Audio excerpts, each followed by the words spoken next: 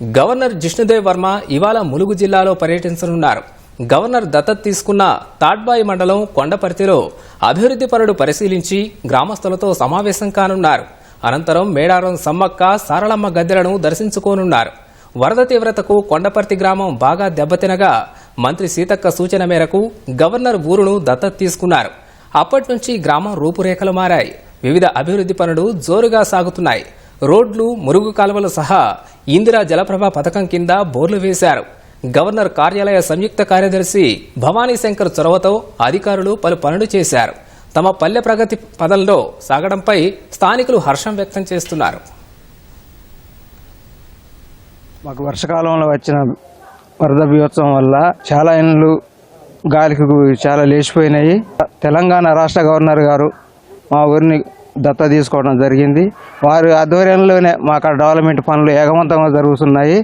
Community వాళ్ళు కానీ, skill development యొక్క భవనాలు కానీ, మరి రోడ్లు కానీ, సీసీ రోడ్లు కానీ, ఇంకా ఉపాధి పనులు కూడా చాలా స్పీడ్గా జరుగుతున్నవి. ఊరికి ఏంటంటే ముఖ్యంగా మాకు రోడ్డు, జాతీయ రహదారి నుంచి ఇక్కడ వరకు రోడ్డు లేదు ఇప్పటి వరకు. కానీ ఎప్పుడూ శాంక్షన్ చేశారు. కానీ ఇప్పటివరకు అయితే కొంతవరకు చేశారు, కంకర వేసి అలానే వదిలిపెట్టారు.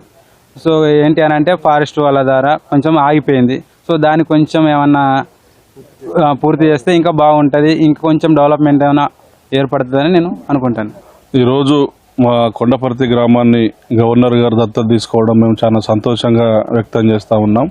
మా ఊరినే ప్రత్యేక దృష్టి పెట్టి మంత్రి గారి సూచన మేరకు గవర్నర్ గారు దత్తత తీసుకోవడం అనేది మాకు చాలా సంతోషకరం. గవర్నర్ అని మొదటగా మా గ్రామాన్ని తీసుకోవడం మాకు చాలా ఆనందంగా ఉంది. ఇప్పుడు మొదటగా స్కిల్ డెవలప్మెంట్స్ ప్రోగ్రామ్స్ అని పెట్టేసి 2 షెడ్లు ఇమీడియట్లీ వర్క్ నడుస్తూ ఉన్నది. అందులో కమ్యూనిటీ హాల్గా ఒకటి పెట్టేసి అందులో విలేజ్ వాళ్ళందరికీ కూడా వర్క్ కల్పించేటట్టు కొన్ని ప్రోగ్రామ్స్ తీసుకున్నారు. చదువుకున్న పిల్లలకి స్కిల్ డెవలప్మెంట్ ప్రోగ్రామ్ తీసుకొని యువతకు అందరికీ కూడా, యువతి యువకులకు కూడా ఉద్యోగ అవకాశాలు కల్పించే విధంగా కూడా దాన్ని ప్లాన్ చేసుకోవడం జరిగింది.